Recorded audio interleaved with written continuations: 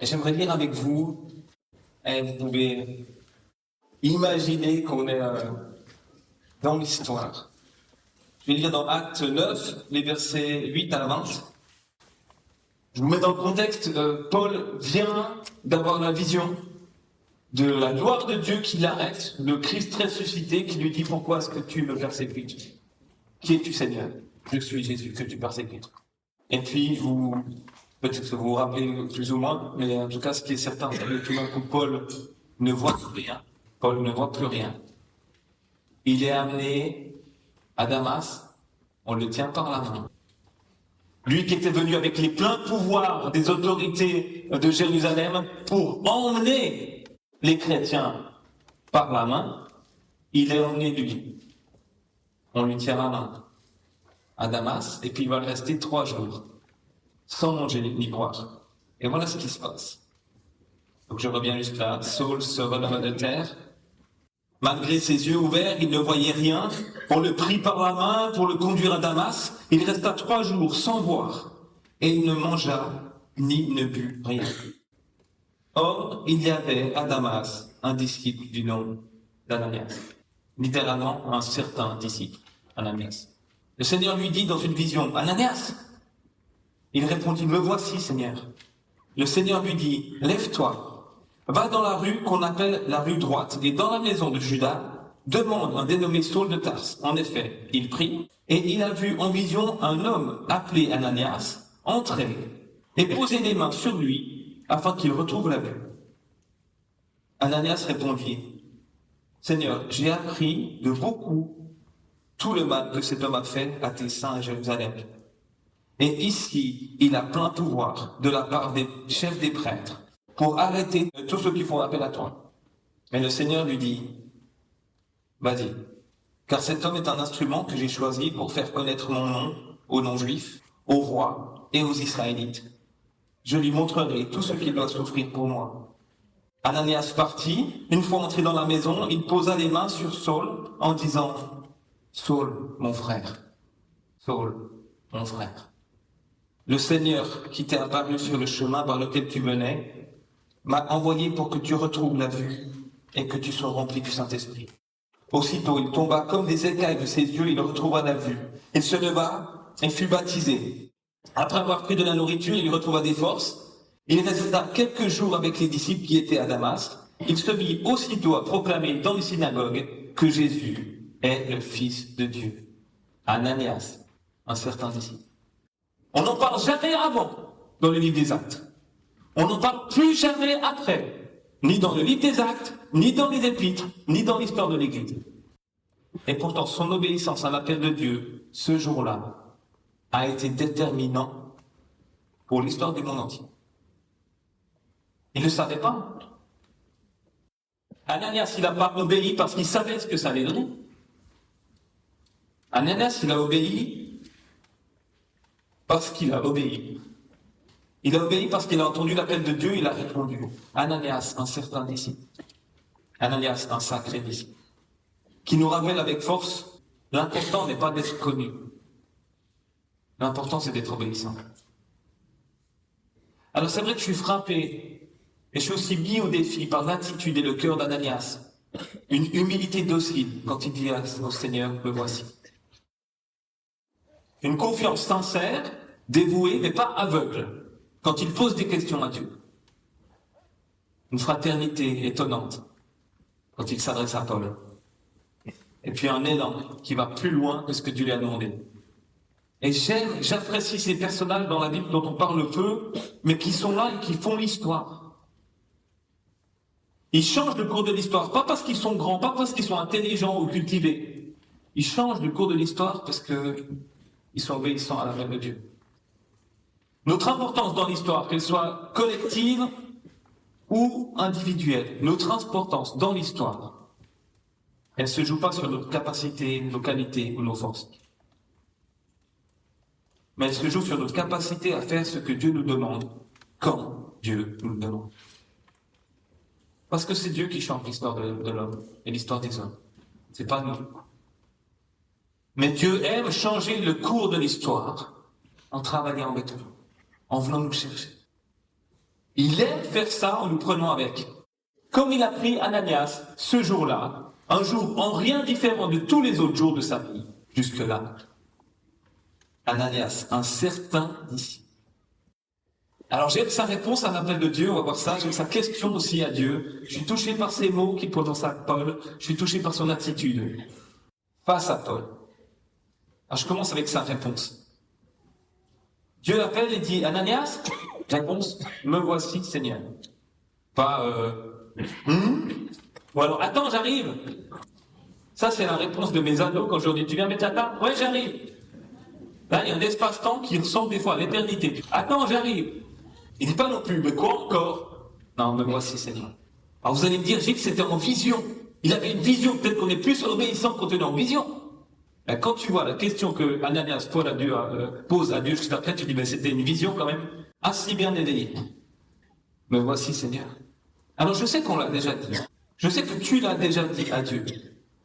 Que ce soit de manière individuelle ou collective, en tant qu'armée du salut. Mais est-ce qu'on le dit encore? Et je me pose la question à moi premier. Je sais qu'on l'a déjà dit, je sais que je l'ai déjà dit. Mais est-ce que je le dis encore? Me voici Seigneur. Je trouve qu'il est fort, Ananias, parce que il fait pas comme Moïse, des milliers d'années avant lui. Quand Dieu vient voir Moïse, il dit, mais envoie quelqu'un d'autre. Mais parle à mon frère, s'il te plaît. Mais parle.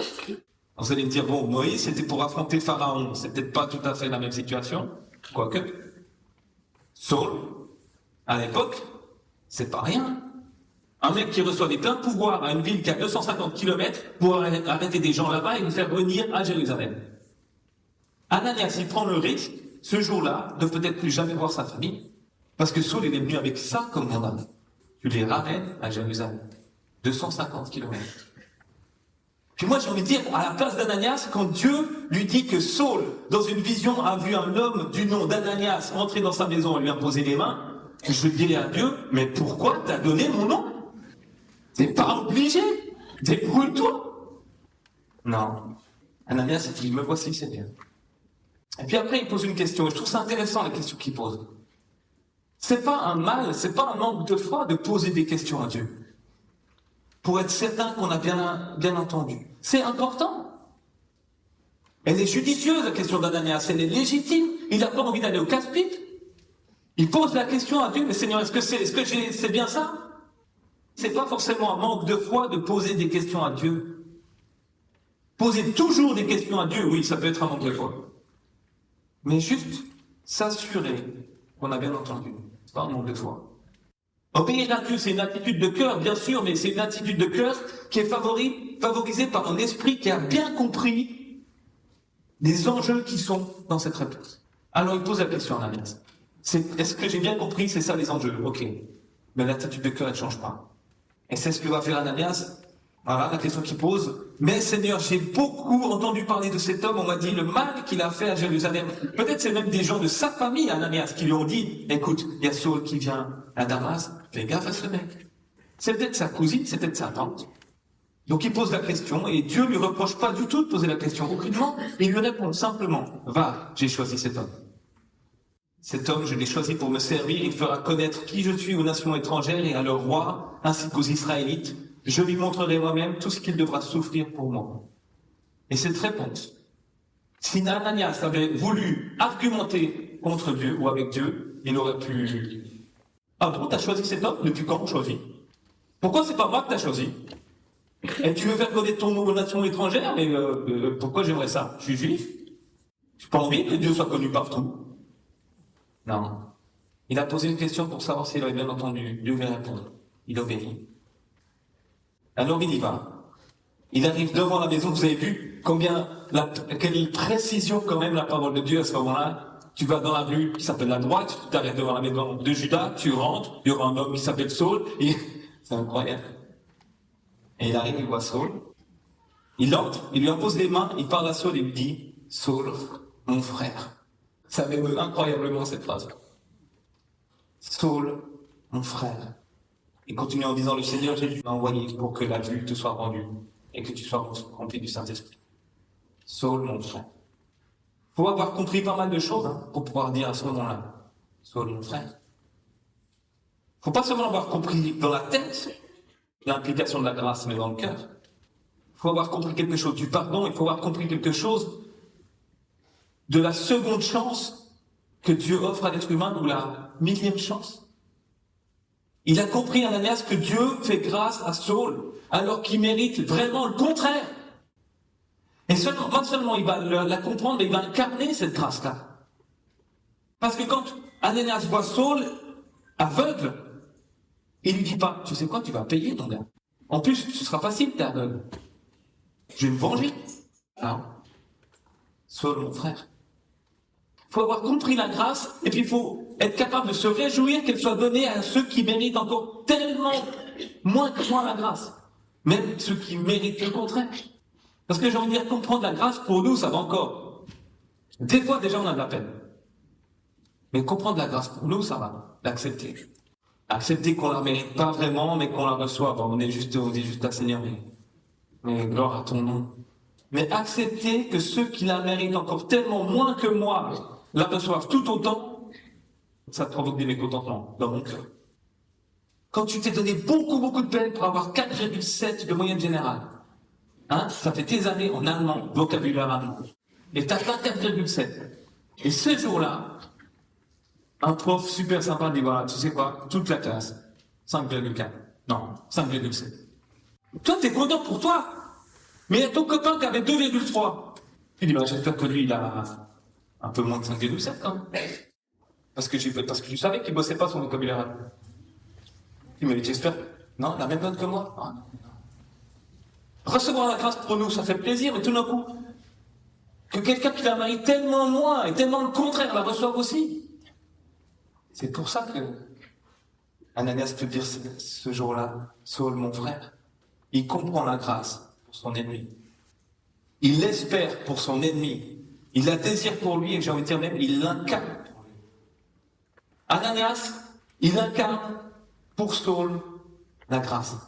Cette grâce que Paul va tellement bien expliquer dans la lettre aux Romains, dans la lettre aux Corinthiens, cette grâce, c'est éblouissant comment Paul comprend la grâce. Ben moi, j'ose imaginer que chaque fois qu'il pense à la grâce, le premier visage qui lui venait, c'était Ananias. Saul, mon frère. Parce que Ananias va incarner pour Saul cette grâce dont il avait tellement besoin ce jour-là.